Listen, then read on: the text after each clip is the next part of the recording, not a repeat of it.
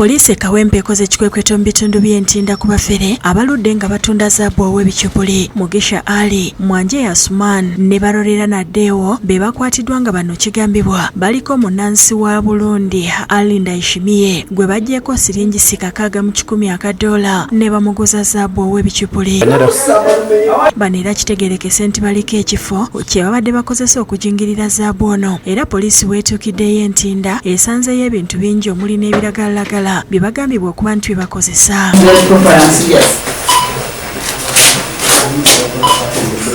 Mu kufuuza ekifo era bagudde ku byambalo bya poliisi ne UPDF yadde nga bakwate babyeganye nga bagamba bya mukuumi w'ekifo ekyo.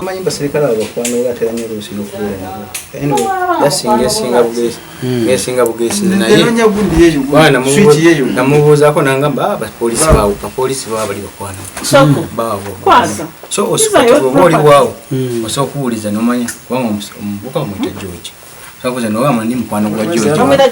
Mu kiseera kino bakumbwa ku poliisi e Kawempe n'ebintu bye basangiddwa nabyo. Omwogezi wa poliisi mu Kampala n'Emiriraano Patrick Onyango akakasizza okukwatibwa kw'abasajja bano n'alabula n'abantu ku bafere. Naye tugenda kwongera kwekenneenya n'okubabuuza engoye zino bagifunye batya, bazze batya okugifuna okubeera mu ofiisi zaabwe.